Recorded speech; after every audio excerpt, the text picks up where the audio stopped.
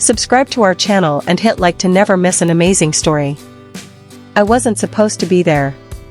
Not sprawled across that worn leather couch, not in that loft with its high ceilings and exposed brick, and certainly not with him. Life, however, doesn't pause for our carefully drawn plans. It spills over the edges, seeping into the cracks of our intentions like water escaping a dam. My life had been upended, my heart hollowed out by a breakup that left me reeling. 5 years with a man who couldn't even muster the courage to face me when he left. Just a scribbled note taped to the fridge, his house key discarded on the counter like an afterthought. I stood in our shared apartment that morning, staring at that key, its cold metal biting into my palm as the silence grew deafening. I must have held it for an hour, maybe more, until the weight of the emptiness became too much. Carrie, my best friend since we'd traded peanut butter sandwiches in 2nd grade, heard the tremor in my voice when I finally called her. Her response was immediate, a lifeline tossed across the miles. "Pack a bag, Rachel. You're staying with me tonight." I agreed before she could finish, the promise of escape like a gulp of fresh air. What she conveniently left out was that her brother, Nathan, lived in her apartment too. Carrie's place perched on the edge of the old downtown district, a loft with creaking hardwood floors and walls that whispered stories of past tenants. The space felt alive, its high ceilings catching the hum of the city below. She promised I'd have the place to myself for a bit. Nathan was away for work, she said. It seemed like the perfect sanctuary, a neutral ground where I could stitch myself back together without an audience. I arrived with a single duffel bag, my heart still bruised, seeking only quiet and time to heal. 2 days later, the front door swung open, and my carefully laid plans unraveled. Nathan stepped inside, taller than I remembered, his presence filling the room like a sudden shift in the air. He'd always been Carrie's slightly older, slightly enigmatic brother, the one who strummed a guitar at family gatherings and slipped away before the cake was cut. Now, he was different. His dark hair fell in a deliberate mess, catching the afternoon light filtering through the loft's tall windows. He wore gray joggers that hung low on his hips and a faded t-shirt that clung to a chest sculpted by discipline, gym sessions, or late-night runs, I couldn't tell. Time had changed him, adding a quiet weight to his frame, not heaviness but a kind of grounded presence. His eyes held something new too, a softness that suggested the world had pressed against him, and he'd learned to carry its load without complaint. Our first interactions were sparse, practical. A nod in the hallway, a fleeting half-smile when we passed in the kitchen. "Need the remote?" he'd ask, his voice calm, steady, like we were strangers sharing a train car. The silence suited me. I wanted to fold inward, to let the chaos of my heartbreak dissolve in solitude. But silence, I learned, has a way of breaking itself. One evening, restlessness drove me out into the neighborhood. Autumn had settled in, crisp and sharp, the air carrying the scent of damp leaves and distant wood smoke. Leaves skittered along the sidewalk, their rustling like a warning of change. When I returned, the apartment smelled faintly of red wine and rosemary. Nathan was sprawled across the couch, one ankle crossed over his knee, a bottle of Merlot breathing on the coffee table. On the television, Notting Hill flickered, its soft glow casting shadows across the brick walls. I'd always claimed to hate romantic comedies, but secretly, they were my guilty pleasure. "You like Notting Hill?" I teased, dropping my keys into the ceramic bowl by the door. He glanced up, one corner of his mouth lifting. "Only when I'm depressed." 2 wine glasses sat on the table, already half filled, as if he'd anticipated company. He didn't need to invite me. I sank onto the far end of the couch, leaving a careful distance between us, not too close, not too far. The movie carried the conversation, its familiar dialogue filling the gaps where words might have failed us. When Julia Roberts delivered her iconic line, "I'm just a girl," standing in front of a boy, asking him to love her, I felt Nathan's gaze slide toward me. It lingered for a heartbeat, no more, but it was enough to stir something inside me, like a compass needle twitching toward north. That night became the start of a quiet ritual. We'd share wine, watch movies, let laughter bubble up softly, and exchange glances that carried more weight than words. I told myself it was harmless, a distraction from the ache of my breakup. For a while, I even believed it. The apartment developed its own rhythm, a cadence of small moments. Morning light spilled across the brick walls as the city stirred below. I learned the sound of Nathan's footsteps, steady, unhurried, as he moved between the kitchen and living room.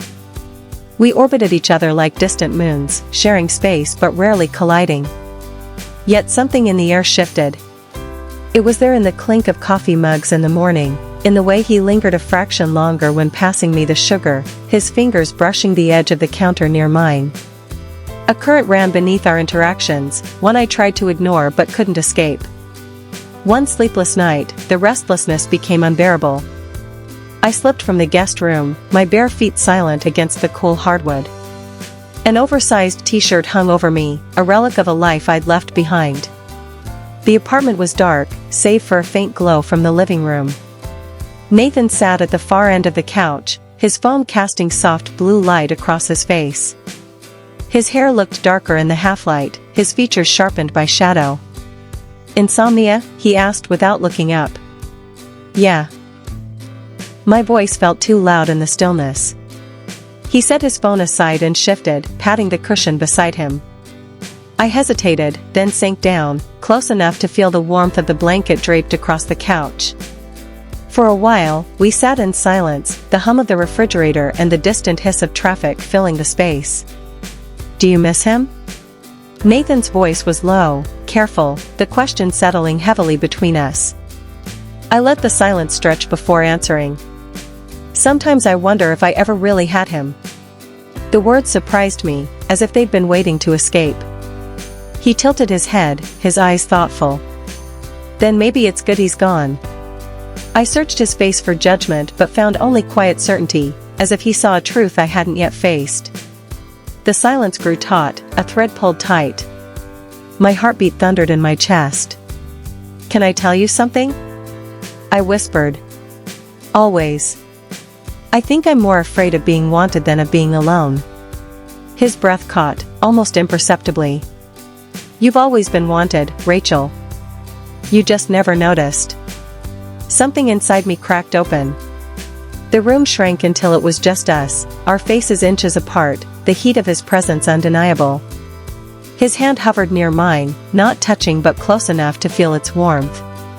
My body leaned forward before my mind could protest.